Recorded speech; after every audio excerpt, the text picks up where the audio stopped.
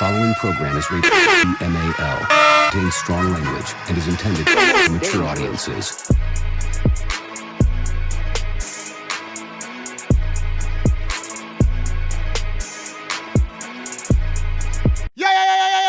Yo, you are now tuned into the world's most dangerous podcast. This is the wake up call, mother. Dang. Look, I'm gonna do the hips with it. Dang. Let me stop playing. Dang, school's in. Listen, I go by a couple of names. Black Paul Heyman, drop a bomb. Charlamagne got long lost cousin. And young Stephen A. Preposterous. By the way, Shannon Sharp and Stephen A. Smith, that's going to be dangerous. Drop a bomb. But you can call me, my mama used to call me, Kurt. I'm Currency. You see, bump, underscore, I'm at. Wake up call, 2 underscores. You already know. Instagram, we out here. But I got a special guest today. Let me tell you about my good brother next to me, right? I just told him this shit, and I really mean this shit, so I'm going to tell y'all from the camera. Y'all know I got a shit list of rappers that gotta come on the podcast. When I say shit list, I flip it. Good shit list. Not no, oh, I'm gonna kill him shit list. No, that's creepy. This brother right here, when the podcast first started, the origins of the podcast, me and Smooth Trey, drop a bomb for Smooth Trey, Uncle Ladies. Hey, y'all know I love my brother. We used to go to these Epic Cyphers. Shout out to Epic. You know, oh, by the way, if you type in wake up on their code, promo code, you get 20% off. Shout out to Epic Worldwide. Epic Worldwide. I'm gonna be tripping. Pronunciation. One of the best people that was in that cypher, and there was a lot of good people, but the one I was like, Trey, that one. I want him. It's this man right here. Ladies and gentlemen, drop a bomb for Mason. What's good? I seen Mason murdered the damn cypher. Mason, I might still got a clip. I gotta go look at my damn memory cards and send it to you. I might got it on my damn, what was that I had? What was that, a Canon? Yeah. Man, I'm gonna send that shit to you one day. Mason killed. He had these glasses on, number one. Remember that shit. And I think he had black on. He was the tallest boy in there.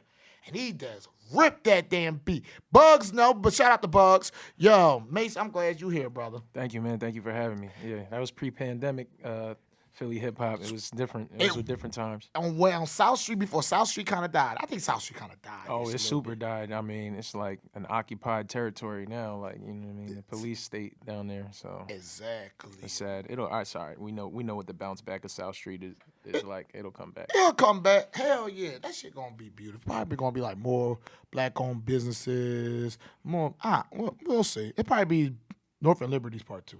Some shit like that. Yeah, it should be. That's a good joint. Mason, how long you been rapping? Well, I've been rapping. So I started out like freestyling in high school. And then when I first started writing songs, I was writing songs that weren't rap. And then I wanted to be an artist. So when I wanted to be an artist, I couldn't sing really at the time. And so then I started rapping, and that was 15 years ago. So we in 2023. See, I don't teach math. Thank God I teach social studies. Somebody need to help me one time. 2023 minus 15 is about 97. I was about to say 2006. I was about to say 2006. That's something around that time. Yeah, it's 2008. Yeah. 08. Okay. Yeah, I mean, but around that time, yeah, like 2007, 2008. Damn. Okay. So is that the year you start liking rap, or that's the year it was like, I'm going to start rapping?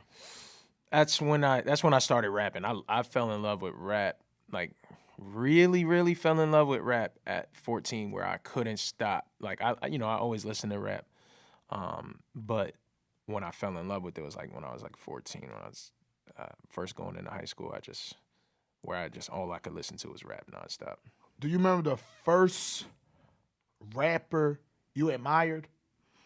Love was like, honestly, we were talking about Big before the cameras came on. But, right. You can break that up. As far as admiration goes, it was definitely Big as the first like rapper that I saw who was like this being that was larger than life. You know what I mean? My dad is a big guy too, like so. It was like, oh, that looks like Pops, just you know what I mean, but with bars. And my dad's like, you know, church going Gucci folks, sweater. so he's not that. You know what I mean? He's not gonna be saying the same kind of stuff, but yeah, it was definitely big as far as who I saw first. But then when I was 14, I went to boarding school. And I went to like a well-off boarding school. So I came from poverty and went into like extreme poverty to extreme riches around me. It was boarding school, so I lived there.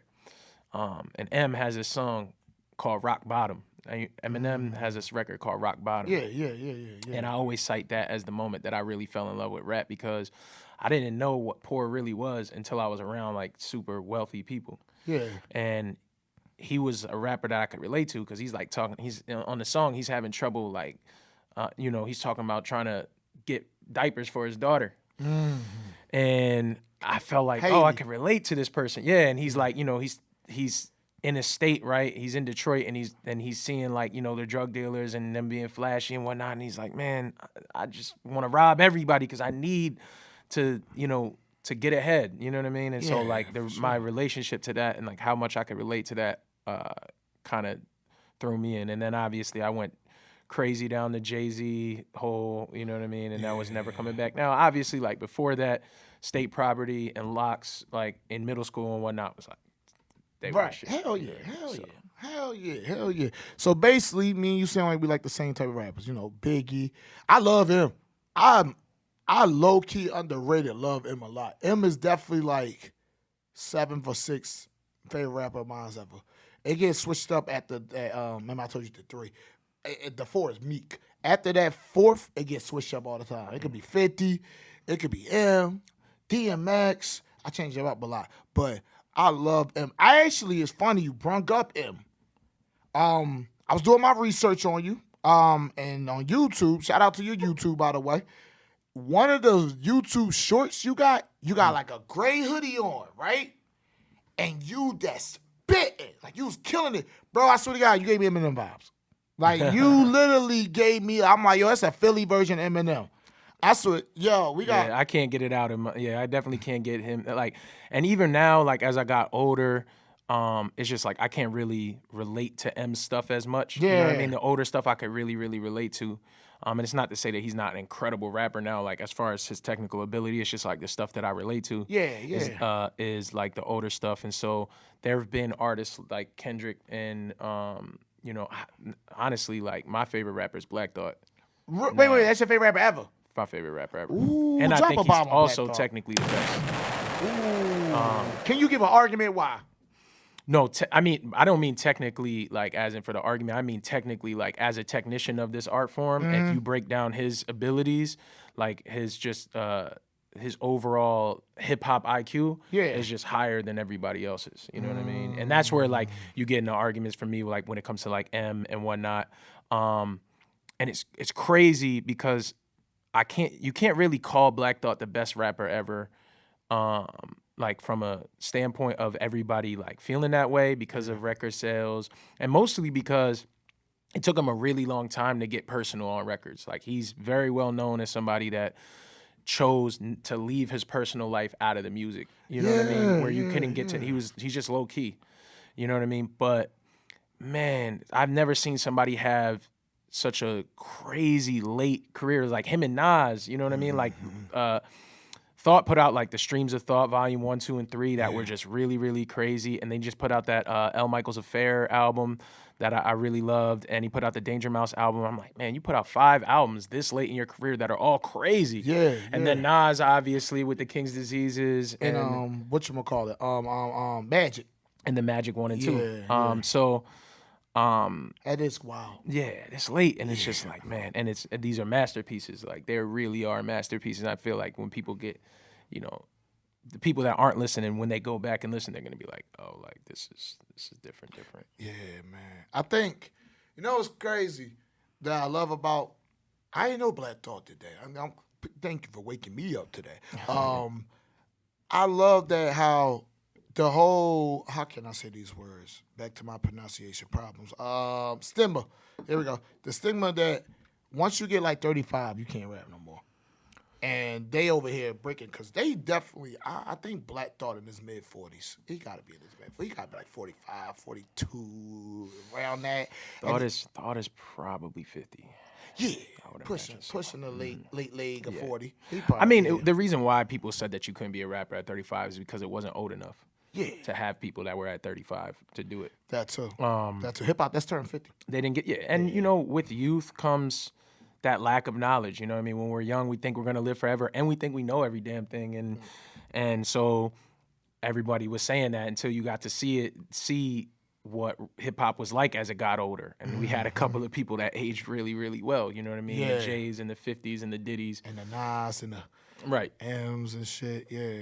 I'm still waiting for Dr. Dre to drop Detox, but I think that shit ain't never gonna come. But Yeah, that'll come when you're 50. So, yeah. I'm not doing that. I like your conversation here. We're like, I'll come when you're 50. He's cause that's probably facts, dog. Wait. All right, Dre 50 there. Dre, I said Dre. Dre is definitely 50. He's definitely like 50 fucking 5 or because Jay is 51 or something like that. And Dre, stop looking at me because that's why I keep saying Trey and Trey. God damn it. Yeah, you're right. Damn, he'll be 70. He'll be like Quincy Jones. Yeah.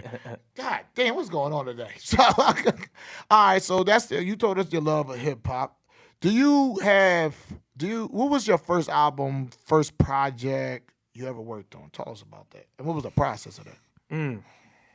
Wow. So the first project I ever worked on that was mine. By the way, while you're in the thought process, I gotta give you a shout out. I did a lot of research on you. Give a shout out to my man Mason. My man was featured on NHL 2020. That's wild as fuck. Drop a bomb. That's wild as shit, yo. I'm gonna get to that question in a minute. But I had to give you a shout out on that one. Right, okay. Yeah. But yeah, do you like? I only remember that because we're talking about projects. Yeah, the most significant first project that I did a project with my guy Milas from Rhode Island, and we did a project called Candy Flipping. Candy Flipping. And that was like when it was like my first EP that I really finished, and that was like the joint that we toured around and we did like, you know, we opened for Snoop Dogg with records from that, and we opened for Cypress Hill with records from that, and we did South by Southwest with like, so that was like the first one. We did the college radio charts on that, so then, you know what I mean, we were moving around, and with that album, Lupe, stuff like that, and that was like a mixture. It was like kind of like psychedelic backpack rap stuff. That was like really, it was set for college. Yeah, you know. Yeah. How did that feel being on tour? First thing first, let me go back a little bit. You from Philly, right? Yeah. Mm-hmm. How the hell you met somebody or found somebody from Rhode Island that made music with? Like, how y'all met? I used to live in like a party house at Drexel. Ah. So we would have parties. And you know, like when it's your party house, the party's usually like downstairs and you somewhere upstairs. Chilling, you know, I was chiefing, whatever. Yeah. And then somebody knocks on the door like, Mace, it's a cypher downstairs. You got to go down there. You know what I mean? So I come downstairs. I get in, and now at this point in time, I had not. I was just starting to lock in. But when I first started becoming a rapper, I was filling notebooks like once a week. What? Like I wrote so many songs. Like I wrote more songs than you'd be hard pressed to find anybody writing more songs than me. I treated it like Kanye, like 5 beats a day for when Tupac was in jail. Yeah, exactly. Yeah. Like just nonstop writing. So people think that freestyling helps you freestyling, but nothing helps you freestyling better than writing. Yeah. So then I came downstairs, killed everybody in the cypher, and there was a producer there, and he was like, "I want to work with you." He's like, "I've been looking for a rapper to work with.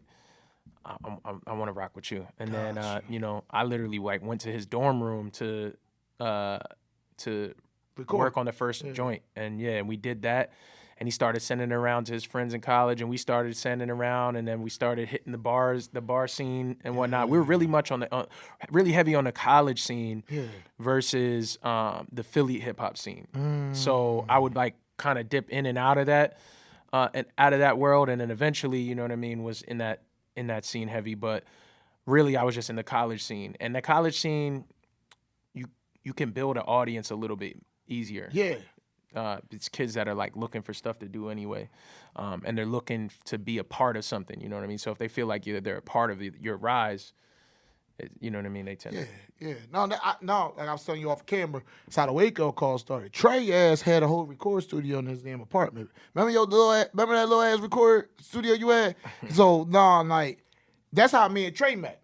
Trey literally was the school producer. Like he was like the little small little mini rap scene we had. We had a couple rappers. Then we had my loud ass who was playing rap on the radio on a Caucasian radio station. But I came on and I said, I'm like, Party 99. So when the podcast started, I was like, I know if anybody know how to do audio shit, well, Trey.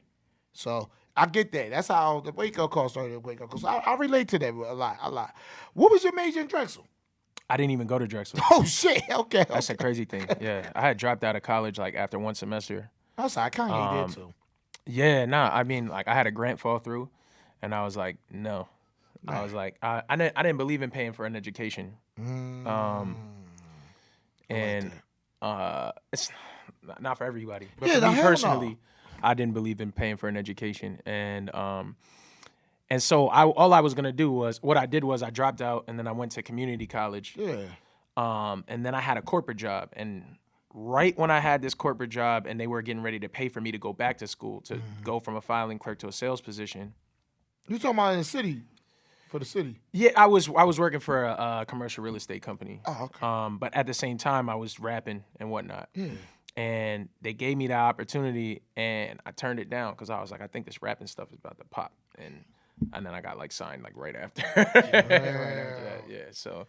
Damn, that's nuts, man. Yeah, it's been a wild journey. No, cause like that's really things happen for a reason. Like say you would have stayed and you know that shit would put you back, and I mean you probably would have still been a great rapper and artist you are. But I'm just saying like that's not how you met your homie from Rhode Island and y'all started doing the college scenes and then that shit is wild, bro. Shit is fucking wild, man. Do you how did it feel when like being on tour? Because correct me if I'm wrong. You said you was on tour opening up for Cypress Hill and Snoop. So we toured. We did a tour of our own. Okay. And we had other artists that were on there, and then on some of the places we did we opened for bigger artists along the way. So it wasn't like a tour like we're going with them. Oh, it was like I'm doing my tour and then I'm jumping on this show and I'm jumping on that show and I'm jumping on this show. And then, you know, sometimes it'd be one, sometimes it'd be two, but you know what I mean? Just doing all different kinds of stuff. And since our music was like psychedelic rap, we fit into a bunch of different spaces, you know what I mean? Like we'd open up for like RJD2. I don't know if you know who that is, but he's just like basically like an electronic like soul DJ. You know what I mean? I gotta get to know my cameraman. When you said his head started shaking. Right. Yeah. So we did because we had versatile music that was really like hip hop based. Yeah. We were able to to jump around and do stuff like that. Plus, I like playing with a band, so I usually had a guitarist and a drummer like for all of these years. You know what I mean? You know, I really think if I was an artist or a rapper, I love that you do that. Because if I was an artist or a rapper, I would want to do it with a band. If I always say to people, yo, if I was an artist or a rapper, I would love to like perform the Kimmel Center like with like a live orchestra or a band. Like I think that would be like the dopest shit. Yeah, that's what Chill did recently, right? Chill Moody. So. Yeah, Yeah, he had the whole orchestra. That's what I'm saying. Yeah, like, bro, think about it. They say like Nas and Busta Rhymes did that shit somewhere in New York. Say they had like Eve or like Black Thought come do that shit. Black's done it a bunch of times. Yeah. Black Thought did it a bunch of times. I'm sure Busta's probably done it a few times as well. But yeah, orchestra's cool. I'm like, but what you mean by band? I might be just too different. So normally, what I usually perform with a drummer and guitarist, or drummer and bass, or drum, bass, and guitar. Because you want. And me personally, sometimes I have keys too, but me personally, I'm like in love with guitars, man. Like I don't play personally, you know what I mean? I'm taking lessons or whatever. You like the sound of but I love the sound of a guitar. Like the minute that I hear the first note from a guitar, I just immediately start writing. I mean, I really just like love the sound of guitar, and I've always felt like a rock star. You know what I mean? Like even when I performed before, like I would do like the, for a while I performed like like Travis Scott style, like jumping everywhere, crowd surf type, Yeah. you know what I mean? Like, and just that kind of energy. And, you know, it just comes from punk, you know what I mean? And when you feel that way, you want to feel the energy of it, you know what I mean? So I always play with like backing tracks and then drums and guitar and bass. And I love that you just said earlier you taking guitar lessons right now. Did you say that? I'm Yeah. sorry. Yeah. That's kind of lit. That reminds me of you ever seen the Wu-Tang series? No, I never watched it. Oh, you gonna love that shit. That's our favorite joint. Yeah, I love Wu-Tang too. You know, I've been blessed to play with a lot of them. You got Hulu? Yeah, yep. All right. Yeah, I see it on there too, and you know what I mean. I need to be watching my it. damn password. Yeah. You gotta watch that shit. But RZA, And the guy came through, the dude that plays ODB. He came through the studio too. I need to check it, man. Bro, he should win a damn Emmy for that. I've heard he's crazy. He's a great artist in his own right too. So shout out to hell. I bring that up because one episode when RZA was doing talking about Wu-Tang Forever, right? He wanted to do something different, so he wanted the real instruments instead of the samples. And so that's what reminded me of you. You literally having the instruments and you into that when it comes to your music. And I fucks with that about you. I fucks with that a lot. Let's get to the thing I said earlier real quick, right? We talked about how, you know, you said you was opening up for Snoop and Cypress Hill and, you know, that's the type of style, rap and whatnot. Small question, you smoke weed? Not as much as I used to anymore. You I know was what gonna I say mean? because that fit the rappers. Yeah, right. At that time, I smoked a ton of weed. Yeah, you know what I mean. Yeah, I did Currency. That's another heavy smoker. That's definitely a smoker. Yeah. You know what? I didn't even tie that together just because it was a lifestyle thing. But definitely was a heavy smoker back then. Because I was thinking, I don't smoke so much when anymore. you was talking about you was at Drexel there, they did a Cypress. I just had a picture of you and your upstairs, writing bars, smoking, trying to with the headphones and shit. Yeah, man. I was that for too long, and then I stopped drinking and smoking for a year, right? Wow. And when I came back, I could still drink like I drink now, but when I came back smoking wise, I'm 2 hits and I'm chilling. Right. You know what I mean? Anything more than that, I'm ready to go to sleep. Which is like financially the greatest thing. Hell yeah. Hell yeah. You know what I mean? Like I love having. I don't smoke, bro. I never smoked a day in my life, bro. Right. So I get it. I only asked that because I was like, damn, he done open up for Snoop, Smokehead, Cypress Hill, Smokehead Legends, Currency, Smokehead Legends. I'm like, my man gotta be a smoker. Man, let me tell you, Cypress Hill, I went into their green room, and it was the first green room I ever went into where I literally couldn't see anything.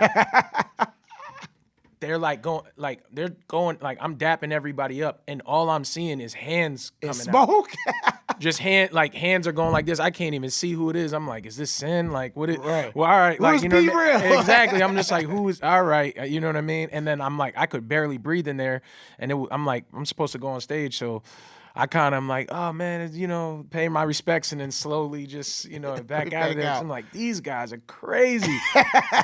And then, you know, you watch them perform, man, and Sendog, like at this time, you're like, they're not young guys, right? Yeah. But Sendog, like, they do the hits from the bong, and they got that giant bong there, and he got to climb the ladder to do it. This fool is like Jeff Hardy or something, like, you know what I mean? Like, he climbs up the ladder, hits the bong, jumps in the stage. He doesn't do his stage dives like this. He does it like a cannonball. I'm like, yo, this is different. You want to talk about like rock star shit? Like, that's them. That's another reason why I asked you. That's them. That's like the blueprint for Odd Future, like in a way. You know what I mean? Like even if they never saw Cypress Hill a day in their lives, they don't realize it. But whoever they picked it up from, it came from them. Yo, every time I hear Cypress Hill, I think of two things: the time they was beefing with Ice Cube, and How High. Yeah, right. Because in How High, they was in. A lot of people forget they was in How High. They was at the party when Method Man and Redman was dressed like nuns with the glasses and shit. Yeah, now I need money. Remember, I need money. He be in the high shit. I'm gonna watch that tonight to go to sleep with. Man, I gotta find out what streaming service it's on. But Yeah, no. That's why I asked that, because I'm just over here painting a picture. And yeah, okay. So let's get to, you talk about the music, you talk about the upcoming, when I talk about, and you talk about your first project. Let's talk about a project I seen that I'm proud as hell of you as a black man that even got on this joint, because they ain't really our sport. And I always said black people need to fuck with this sport more. NHL. How the hell you get on NHL 2020? Oh man, yeah. So I'm glad you bring that up, because like that's what I predominantly do now. Like as far as like the way that I make the most money in the music industry, Gotta make your money, bro. is from sync licensing. So Sync licensing. yeah, sync licensing. That record, I believe, was done by a company called Ninja Tune. I work with sync licensing companies, which is I work with Ninja Tune, Position Music, Big Machine, and Pink Shark. And these are like record labels that take records to put in commercials, TV, film. And so they give you a description of a record, that like the kind of record to make. You make it. If they like it, then either they give you an advance and then take a larger percentage, or they give you no advance and take a smaller percentage, and then they work that record to go into into different mediums. So I've been doing that since 2017, and it's been incredible, man. Like NHL 2020 was crazy. I just got the biggest sync of my life recently with FanDuel. Ooh. So you'll see a FanDuel commercial running from now into the new into the Drop new year. a fucking ball for Mason. Let's go. I feel proud like I'm your mama. Go ahead, boy. I love that shit. My man, I ain't been there at the round. I got a little hype. I'm sorry. No, it's all good. But yeah, that so yeah, like for instance, for this FanDuel thing, the commercial is people winning. Right, people winning. It's all the moments when people win, and I'm guessing, I haven't even seen the commercial yet, but I'm guessing that, you know, they're being like, you could win like they win, you know what I mean? And you could feel like you're a part of the moment when they get and I made this record called Trophy Up. I made the record 3 years ago. It's been used for different things. It has like a blanket license with Red Bull. You know what I mean? Yeah. Shout out to Red Bull. And I think it's been used for like Fox Sports. I'm not sure everything has been used for, but basically in the song it says "Raise my trophy up." Yeah. Well, it matches the song. It matches the commercial really well. So for one, 3-year-old record that I just get surprised out of nowhere, like, oh, this is like one of your biggest opportunities. Yeah. And then 2, it's like a different form of creating music. Like those songs are not necessarily my favorite records that I make. You know what I mean? And even to the point where I would like attach my artist name for it. But as a writer, it is a feasible way to gain an income in the music industry, which we know you gotta try and do that as many ways as you can. Yeah. So yeah, NHL 2020 was a big one early on, but yeah, since then I've done I've done stuff in shows for HBO Max and Comedy Central. I did a Nike commercial. I did Paramount Plus, or that's regular ass Paramount? Paramount Pictures. Yeah. I'm sure probably Paramount Plus. That's amazing. DC. I've been stacking them up lately. That's an amazing way to get so money. it's been really, really dope and interesting. That's so drop a bomb on that shit. Yeah, because when I looked it up on YouTube, right, I was like this morning, it was like one way I was like, all right, let me get. What I love doing is and I don't got no problem saying this on camera. I love listening to y'all right before that day. I'll look it up, shit like that. But it get me in the mood because like I want to paint episode. This is an episode. I'll look it up, and I'll bump y'all music and whatever for like an hour. So that's to get my head into where I'm going. You know what I'm saying? And that's seeing that, I was like, bro, wait. I was like, did I take that wrong? What the fuck? I'm like, no, that's bro Dave on there. I'm like, that's fucking crazy. Did they give you that game for free? Like, did you have to go to buy the GameStop or? Nah, I mean, I didn't even ask that question. I don't know if I never asked that question with any of the products. I thought about it. I did 23andMe as well. Yeah. And that was like a big campaign for 23andMe. Yeah. And so I thought about it at the time. And then also recently I've been making the joke that I was just like, I want them to pay me all of the money in FanDuel credits, and I'm gonna put all of it on the birds to win the Super Bowl. To make God. it quick. My God. But no, I never asked for like any product or whatever. Did you ever play the game and hear it? Yeah. So Hear the feature because it's you feature it's somebody you feature on the song. But yeah, you a lot of played it? so a lot of those sync records. Basically, they'll ask me ahead of time if the record fits what I would put out as an artist, and I don't have any that do. Yeah. So you like I ain't about to go play no hockey game. No. I mean, so they make it the producer featuring me rather than my song because I basically refuse to like put my name on stuff that I just see them as two different things. You know what I mean? And I have a song that's coming up that is like kind of the first sync record that I'm like, oh, I would put my name on this as an artist. Yeah, You know what that's I mean? the FanDuel one you talking about. No, but it's with the same producer. Gotcha. Yeah, especially right now. The album that I'm working on is a rock album. It's pretty much done. You know, you're the first artist to come on the Wake Up Call to talk about a rock album. Oh yeah. Which just shows like everybody always think like we here that's for freestyles. No, we here for the dangerous content. You know what I'm saying? Right. So like freestyles cool. Don't get that shit twisted. But that shit dope for you. I mean that not only dope for you. I'm dope to hear that shit. So talk about more of the next album that's coming, the rock album. So yeah, I made this album with my guy Maverick, and a bunch of other producers. My mentor Yant, he goes by The Noise. He's from Jersey, and Electric. He's another guy that I work with, Ukrainian producer. He's crazy in the pop world. I built this originally as an EP, and it felt like a Western. Like some of the records just felt like the Cowboys. Yeah, it just felt like some of the records just felt like you were just like riding on a horse. You know what I mean? With like a bottle of whiskey and so I called it a Philadelphia Western. Ooh. And at the time, I had been really heavily in my writing bag. I've written like plays and movies and stuff like that. So then I wanted to take a stab at a novel. So I wrote a novel to go with the album. And like a lot of the times, my ideas spring first, and then I write. But this was the first time that basically I derived an idea from music. So then I wrote a story called A Philadelphia Western, and then I recorded like the first hour and 20 minutes on audiobook. And then I built the project out more, with some of the records that I've done over the past couple of years that fit the sonics better. And it's definitely the favorite project to date. I can't wait to like start playing these shows. You know what I mean? It's probably not going to be in the hip hop space at all, just because there's really like no rapping on the album. What made you want to like do all? Because I know we first started talking about your love for Biggie and the Locks and shit like that. What made you want to I can't say the words, branch out? That's the correct word. Yeah, branch out from rap to rock. I went to I went from my first 14 through 16. I went. No, it wasn't. It wasn't Wayne. 14 through 16.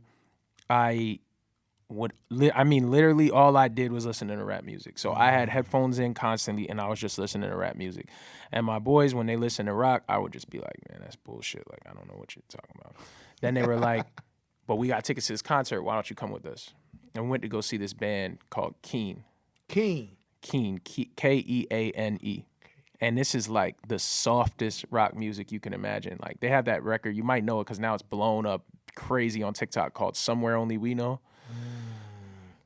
If you check it out, you're going to be like, oh, wow. Like, I put it this way. That song was like the theme song for a rom-com called The Lake House with Keanu Reeves. It's really soft rock music. John Wick. Yeah, exactly. Before he was John Wick, right? Yeah. And it's really, really soft stuff. But when I saw them live, I was mesmerized. And then I started going down my rock, which when I was a kid, my mom had me in the Eric Clapton and stuff like that. Like, I did listen to rock music, but I had left it behind. And then ever since then, I've just been all genres. I soaked in all genres and up to EDM. So then as a writer, I've been writing and making all genres ever since. And I've been making music for rock artists.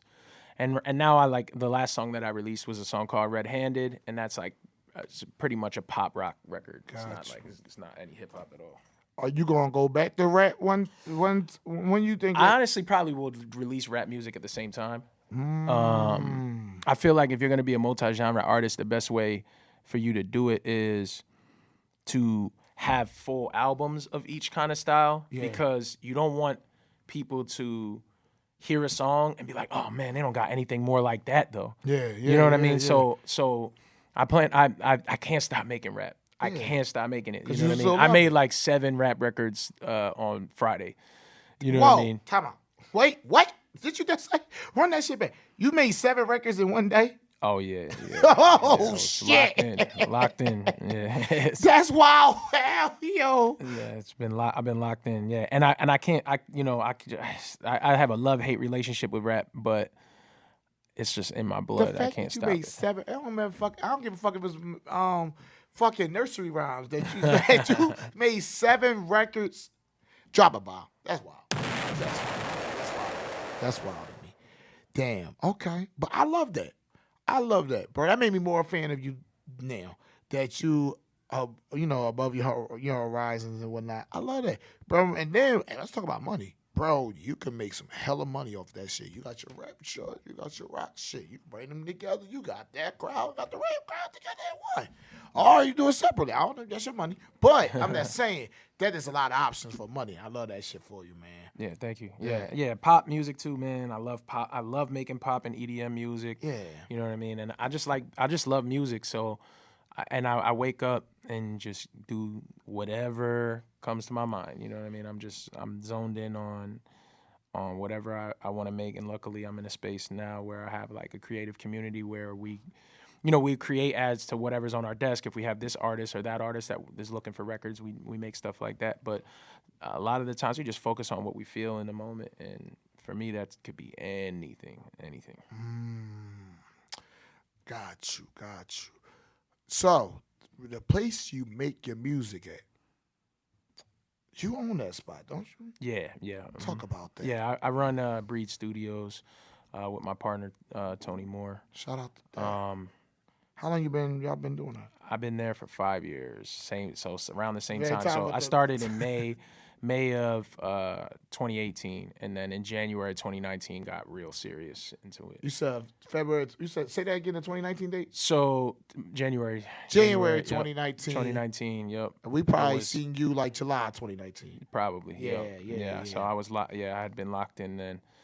And man, that's crazy. If it was July 2019, that was Around a that dark time. It was a super dark time. But yeah, man, the studio business is a really, really crazy business. It's been a blessing, you know what I mean? I got to speaking of Black Thought, I got to meet Black Thought. How you know what I was mean? that Which for I went man, listen. Honestly, all I was trying to do was not be annoying for half an hour. But the guy that brought him there is a mutual friend of mine. Yeah. Like it's nothing, you know what I mean, to him. I don't even think he knew, but I'm like, this is my favorite rapper. Like, I want to ask him all the questions in the world, but I didn't. I left him alone. Yeah. So we were just kicking it and talking about regular stuff. And then at the Roots picnic 2 years ago, I was lucky enough to be on stage when he was with Rakim and Jeff was spinning. Ooh. And it just was like a moment, man. It was really, really crazy. You knew right there. You knew right there. That should have been your epiphany. You knew right there the guy or whatever you believe in. Oh yeah, when you came out your mama womb, that what you was supposed to do. Oh, absolutely. Yeah. Yep, that's exactly what it felt like. It was like, wow. And it was just like, wow. I've had a lot of moments, luckily, in my career where my younger me wouldn't believe it. You know what I'm saying? Like, just in moments with, like, some of the guys we talking about, like, I did a record with Jadakiss, and I'm just like, when I was shooting a video with Kiss, I'm like, if I went into a time machine and I told my 14-year-old self, he would be like, wait, first off, you rap. Second, you know what I mean? You're doing records with Kiss, and like, I've gotten to luckily meet a lot of heroes. And the studio has been a great way to meet all different kinds of people that create music and push the culture forward. And we've also been able to be like a hub to help other people grow. You know what I mean? So it's been a great experience. Plug that studio in one time. It's Breed Studios. Where is it at? Breed Studios. It's on 7th Street in between Callow Hill and Spring Garden. Oh, It's shit. in the 421 building. Oh, that building. Yes, sir. I know. Yeah. You right near Franklin Music Hall. Yeah, same building. Yeah. Target ran around the corner. I went to Target the other day. Yeah, I'm there constantly. You'll see me grabbing bottles of water and cleaning supplies for the studio Yo, constantly. that's where you funny can as catch shit. me I at. just bought some mount tape for at that Target for my class. Bro. There That's you funny go. as Yeah, shit. yeah, it's always that. man. Literally, yo, they got this pumpkin Starbucks drink, bro. Never mind, we're gonna get to something else. But Nah, I'm a coffee drinker, so we good with that. you got a coffee drinker? Oh, okay. I love that shit. So listen, I think it's time for me to enter you to the danger zone. So the danger zone basically is I ask you a this or that question. All right? So, Black Thought or Biggie? Why? Thought, first off, Philly. Second, discography. Third, just overall ability. Damn. Okay. Okay, cool. Got you. I love that shit. All right. Pop or rock? Why? I would say pop, because even like the biggest rock artists, pop just stands short for popular.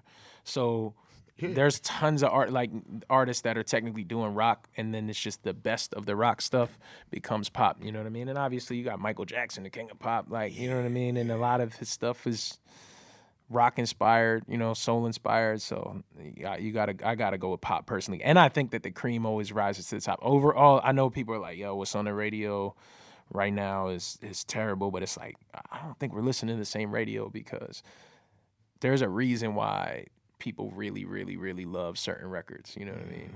Because they be on the radio all the time. they're incredible, man. I love the radio. Shit. Radio stations, hello.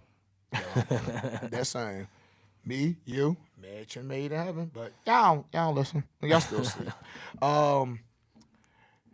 What about pop or rock? Oh, I said that. Pop or rock? Rap? Come on, what the fuck? Pop or rap? Sorry. I'm gonna say rap. I'm gonna say pop for the same reason. Okay. Yeah, pop for the same reason, because Drake is a pop star now. I don't know if people know that, but he has a song called Pop Star for a reason. Ooh, damn. Okay. All right. If you was driving from here to Kentucky, you had to listen to one album, only allowed to. Like, literally, you change the station, you getting locked up, right? You had two choices. You had to listen to Michael Jackson, don't matter what album. Yeah, you don't have to name anybody else. That's it. We're good. That's it. So don't Mike. Good. I was about to say there's the not gonna Roots. be anybody that. Nah, we gotta go with Mike. Damn, I was about to say Ready to Die. Nothing. He said no. No. Damn. It's Mike. Yeah, it's Mike. Mike, your favorite artist ever? Yeah, I mean, it'd be really hard for me to not say yes. You know what I mean? Obviously, there's an asterisk there for activities, but yeah, I mean, I was a kid that I was watching Michael Jackson's Moonwalker in the VHS over and over. As a kid, I didn't sleep as a kid, and my parents got sick of that, and they just would they'd be like, listen, you know where the tapes are, you know where the TV is, pop a movie in. We're not gonna make you go to bed. You know what I mean? Yeah. And Michael Jackson's Moonwalker on repeat. Just you know what I mean? I'm in the kitchen in the socks trying to do the moonwalk, all of that. So yeah. Then I gotta ask you a harder question. Then, bad or fuck? Hold on. Bad or I'm trying to think of the name. What's the album with Off the Billie Wall or Jean? Thriller? Off Thriller. There we go. Bad or Thriller? Thriller. Yeah. Yeah. Billie Jean on Thriller? Yeah. Okay, cool. Yeah, Thriller was is considered that was his masterpiece album, and within reason. You might snap on me. I never listened to Thriller front and back yet. I'm gonna do that. It's my homework today. Yeah, you should listen to every Mike album front to back. Yeah. They those were, it was different than when people were still making albums that kind of way. It was a whole different. One of my favorite Mike songs is Jam. I don't know why. I fucking love Jam. I switch my favorite Mike record all the time. That's how I feel about my favorite rapper. I switch that shit. This week is 50 Cent, and next week is gonna change. But Yeah, no, it's a good one. speaking of Is rap, that because J. Cole said he was that might be. trying the best album? But I went to. Well, you see him on my shirt. I went to 50 2 weeks ago, and when I tell you the little kid of me came out.